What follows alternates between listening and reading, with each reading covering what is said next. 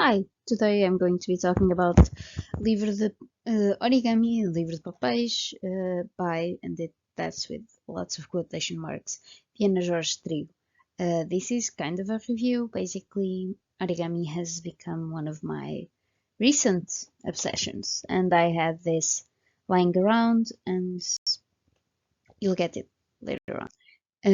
This book is a bunch of like patterned square papers with some basics on folds. There's some pages on some basics on folds. It has, how to read diagrams, how to fold, and so on. Some basics on origami as well, how things need to be precise and square, and you need to be really careful.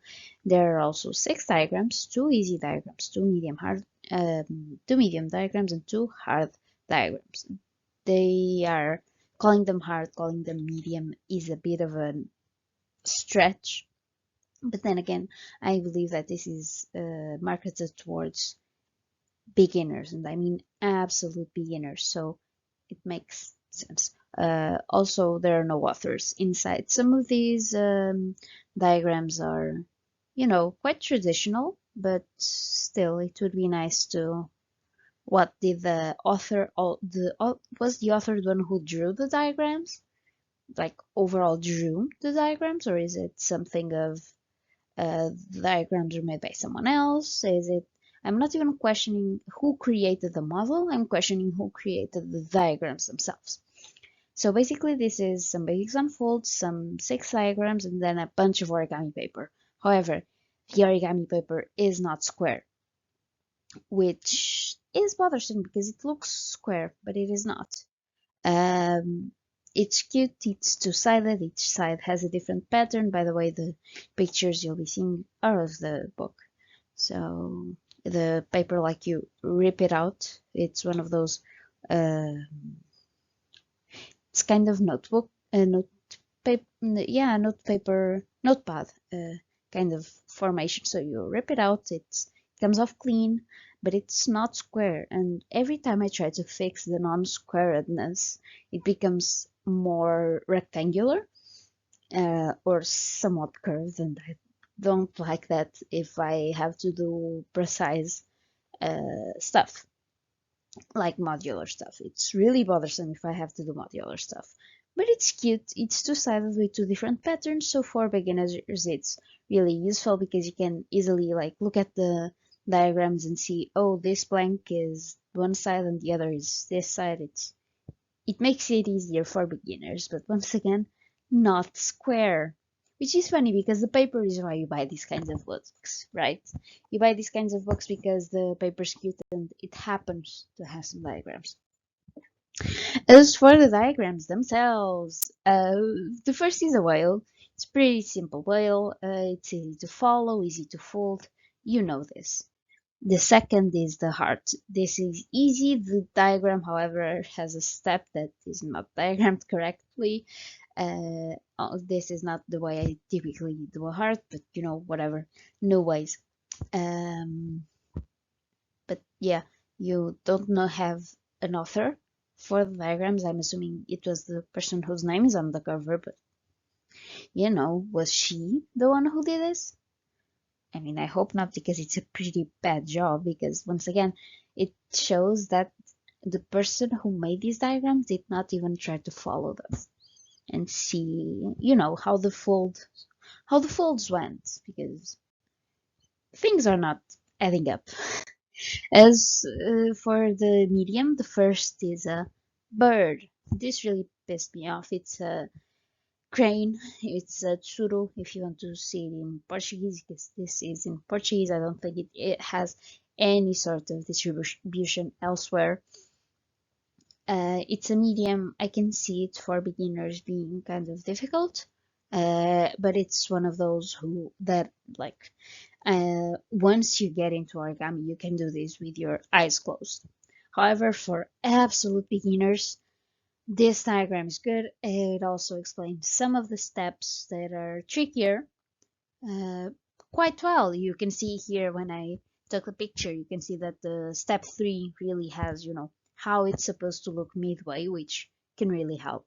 However, there's a final step added which makes no sense whatsoever. And then the second medium is the butterfly, which is okay. It's not necessarily complicated, but one of the folds is not diagrammed or not explained properly.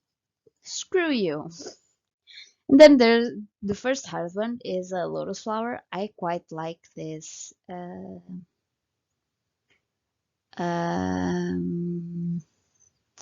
I quite like this diagram. It's really cute. However, one of the folds is over-explained. Like they tell you to unfold a piece when all you have to do is pull. It bothered me to no end. Once again, I don't think the author did the origami. I'm sorry. It's not believable. It's not those kinds of mistakes that were an oversight. Like this is bad. Point blank. Last diagram, I believe, is a star. This one's modular. I had to ignore how the assembly was explained here because it does not work. It does not make any sense. Once again,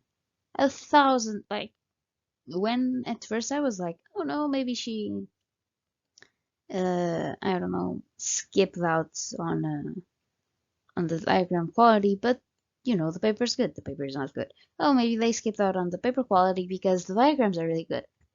They're not good. This is not good. Like, the diagrams are not good. There are better diagrams for the same models online.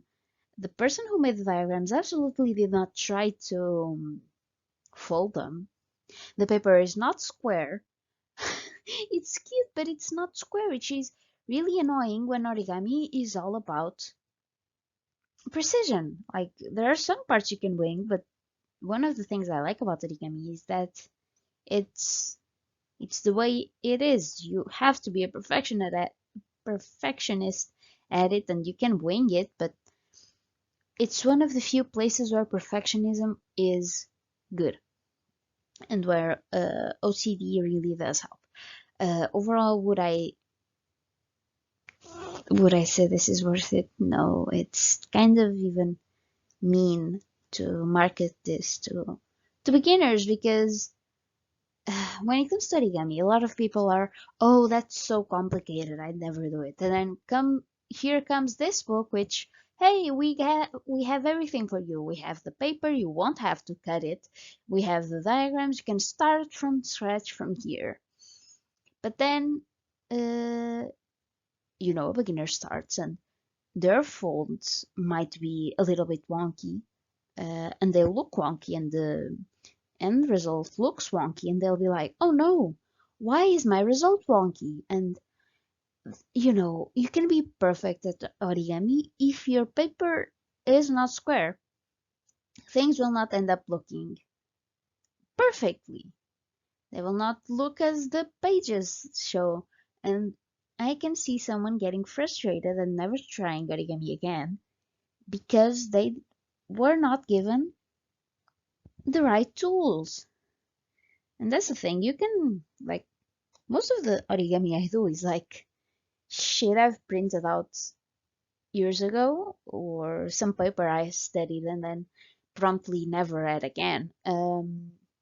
And I cut it up into squares. I have my method and stuff, but it's, you buy paper because it's cute and because you won't have to, make it square, and then you buy paper and it's not fucking square.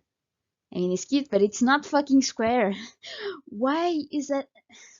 I'm sorry, I get worked up over this, but it's kind of, it's one of the few things I care about, and seeing this little care put into it really bothers me.